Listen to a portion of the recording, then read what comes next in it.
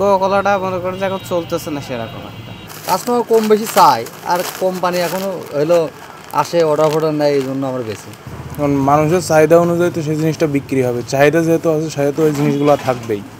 আগে যেমন চলতো ওরকম আর এখন চলে না কোকাকোলা। কয়েক মাস আগে সোশ্যাল মিডিয়াতে ইসরায়েলি পণ্য কোকাকোলা বয়কটের ডাক আসে। বয়কটের চাপের মুখে পড়ে পণ্যটি বিক্রি অনেকটা কমে যায়।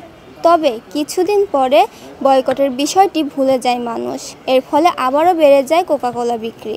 তবে বর্তমান সময়ে সোশ্যাল মিডিয়াতে আবারও শুরু হয়েছে কোকাকোলা বা ইসরায়েলি পণ্য বয়কটের ডাক, যার ফলে কোকাকোলা বা ইসরায়েলি পণ্য বিক্রি অনেকটা কমে এসেছে।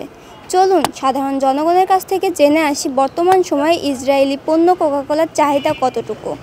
কোকাকোলা বিক্রি করতেছে, কিন্তু মনে করেন যে যারা চাইতেছে তাদের জন্য মনে করেন যে আছে, আর যারা মনে করেন যে মজো মনে করেন যে বিক্রি হচ্ছে, মজোটা একটু বেশি, আর কোকাকোলা খুব কম বিক্রি করছে। যারা মনে করেন নাম ধরে চাচ্ছে এসে তাদের কাছে বিক্রি হচ্ছে।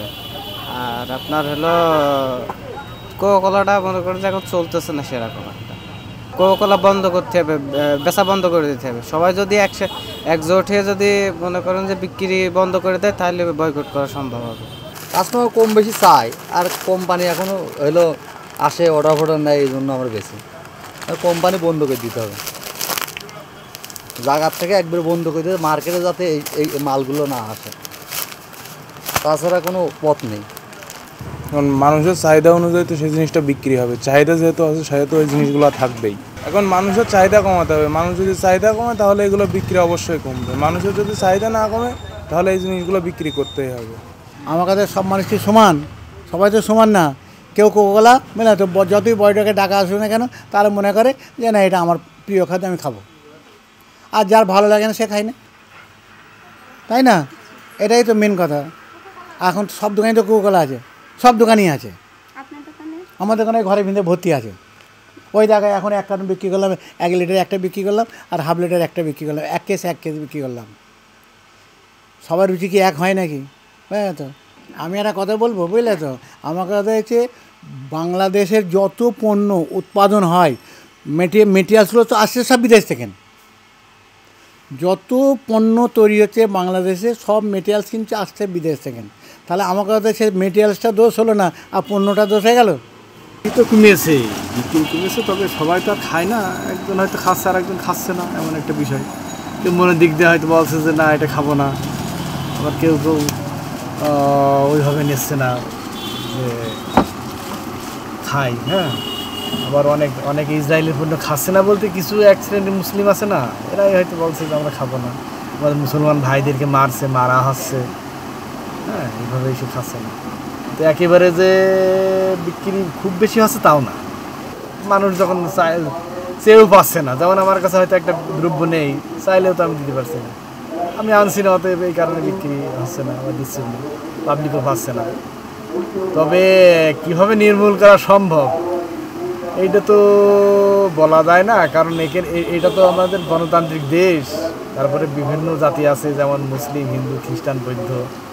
হ্যাঁ, কেউ ওইটা অত আমলে নেয় না, হ্যাঁ, মনের দিক দিয়ে ওইভাবে নেয় না। আবার এগুলো তো বেশিরভাগই না খাওয়ার পক্ষে আছে, যে যারা খোদ মুসলিম এরা ওইভাবে নিচ্ছে যে আমাদের ভাইদেরকে মারা হচ্ছে, কেন আমরা তাদের এই পণ্যটা খাবো, খেয়ে তাদের সেই ইনকাম সোর্স দিয়েই আমাদের ভাইয়ের উপরে মায়ের হচ্ছে।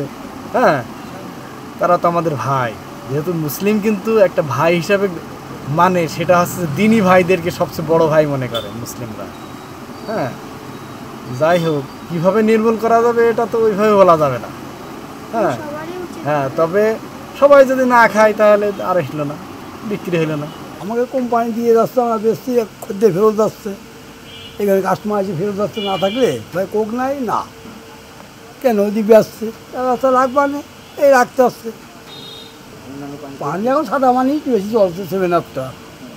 আর তো কেলেমনের মধ্যে ওরা দেখতে না কোম্পানির থেকে, মোজো কেলেমন এগুলো আসতে না। না, আমাদের এখানে আসলেই কম চলছে, কারণ মোজো থাকলে কোকাকোলা কেউ নিচ্ছে না। আর মেন হচ্ছে আগে যেমন চলতো ওরকম আর এখন চলে না কোকাকোলা, এইটা আমি বলতে পারবো না। কারণ মোজো অ্যাভেলেবেল দিলে পারে একটু কমে যাবে, মোজো কেলেমন ঠিক মতো দিতে পারছে না, এই কারণে আছে এদের একটু চলছে। খরিদ্দারের চাই এক এক কোম্পানির এক এক মাল চাই, বুঝেছেন? এক এক কোম্পানির এক ব্র্যান্ড, আমি ব্র্যান্ডের মালের কথা বলছি। আমি বলছি ধরেন আপনি একটা খরিদ্দার, আপনি গেলেন, আপনি যে বললেন যে কোক আছে, আছে 7 আপ আছে, তারপরে স্প্রাইট আছে বললেন, সেইগুলো আমার রাখতে হয়। হ্যাঁ হ্যাঁ, ভালো মন্দ আমি খাই না, বলতে পারি না।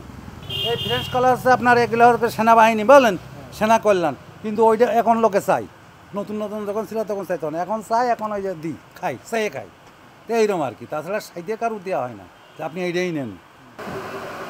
এই দোকানদার কয়দিন বললো না আমি ইসরায়েলের পানি টানি বেচবো না, হ্যান ত্যান এইসব করে কয়দিন কোক নিল না, কয়দিন ওই অন্য পানি নিয়ে গেল, আবার এখন যে কাস্টমার চাচ্ছে সে এখন আবার নিয়ে যাচ্ছে। এই হচ্ছে আমাদের বাঙালির মানে কোকাকোলা কোম্পানি প্রথম আসছে আর কি, তারপর 7 আপটা আসছে।